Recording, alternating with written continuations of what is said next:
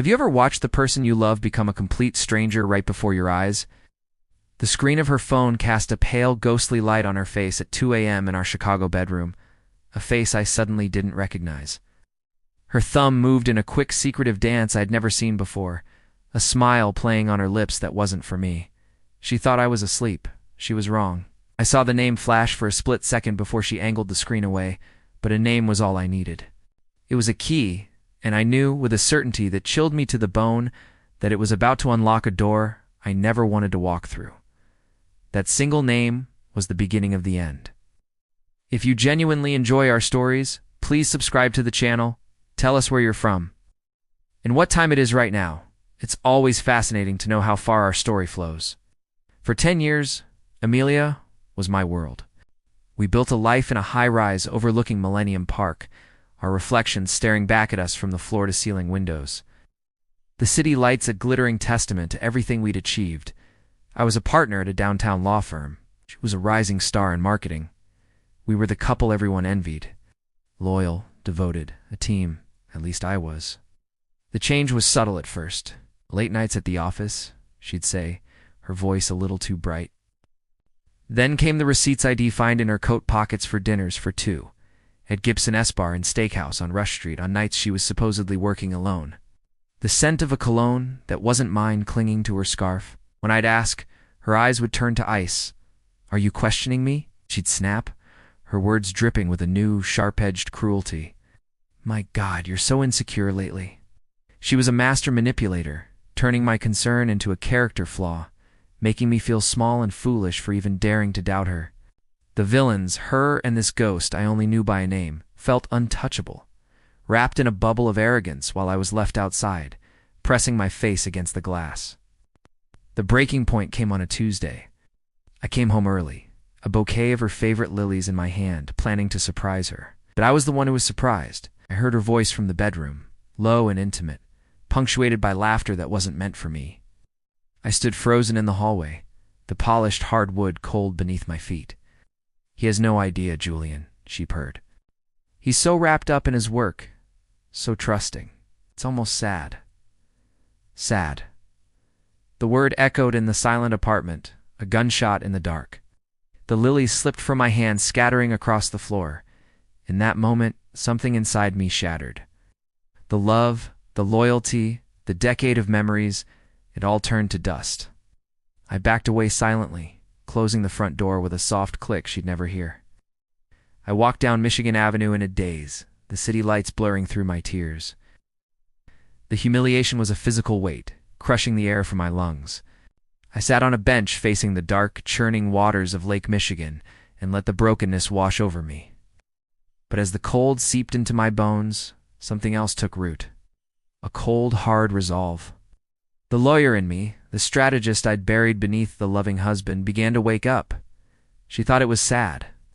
I'd show her sad. My grief turned to fuel. The first step was simple. Information. The name I saw on her phone, Julian Thorne, was unique enough. Quick search revealed he was a venture capitalist, slick and successful, with a digital footprint a mile wide. And then I found her. His ex-fiancée, a woman he'd reportedly left, shattered just 6 months prior. Her name was Clara. I found her working at a small art gallery in the West Loop. I walked in one afternoon, my heart pounding a nervous rhythm against my ribs. I told her the truth, my voice raw with a pain I knew she'd recognize. Her eyes, initially guarded, softened with a shared understanding.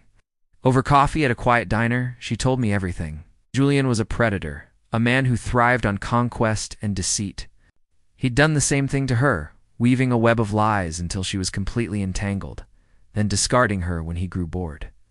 She gave me login details to a shared cloud account they'd forgotten to close, a digital graveyard of their relationship. And in it, I found my treasure trove, emails between Julian and Amelia dating back months. Explicit photos. Reservations for a weekend at the Langham, a hotel I'd always wanted to take her to. They mocked me in their messages, calling me the warden, laughing at my predictability. Every word was a fresh stab to the heart, but I saved everything. I copied every file, every photo, every damning message. I was no longer the broken husband. I was a prosecutor building an airtight case. The trap was set in 3 parts: social, financial, and legal. Amelia's biggest client, the one that had secured her recent promotion, was a family-oriented lifestyle brand run by a notoriously conservative CEO. I arranged a meeting with him under the guise of seeking legal counsel for a discreet personal matter. In his sterile, glass-walled office, I laid out the evidence, framing it as a potential PR disaster for his company should his star marketer's indiscretions become public. I never mentioned Amelia by name, but I didn't have to. I let the photos and emails with her company's signature visible do the talking. The CEO's face went pale. For the financial trap, I consulted with a forensic accountant. For years, Amelia had managed our joint finances. It turned out she'd been siphoning money into a private account, nearly $250,000 of our shared assets. It was all there, a clean, digital trail leading directly to her. The final piece was the divorce petition. I filed on grounds of adultery, attaching a mountain of evidence that would make it impossible for her to claim a single cent of my future earnings or our remaining shared property. The stage was set. The actors were in place.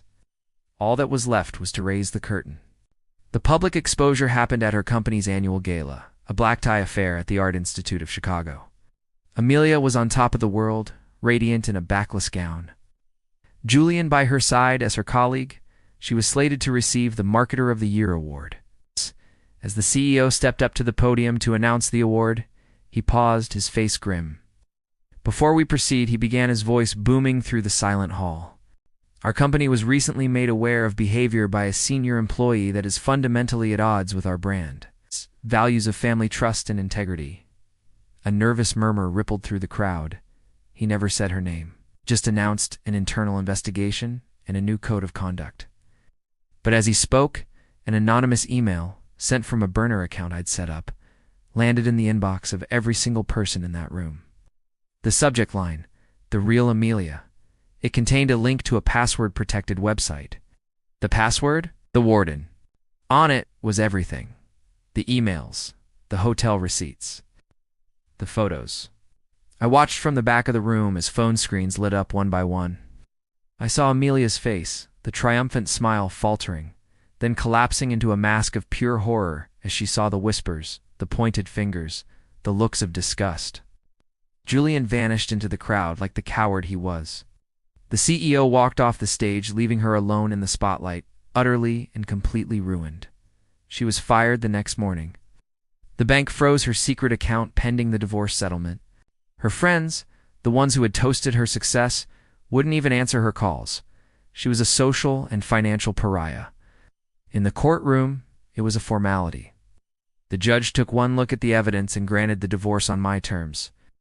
She left with nothing but the clothes on her back and the shame that would follow her forever. I sold the condo, the one with the beautiful view of the city we were supposed to conquer together. I moved to a quiet house in a suburb far from the noise and the memories. Sometimes late at night I think about her. Not with anger anymore, not even with hate.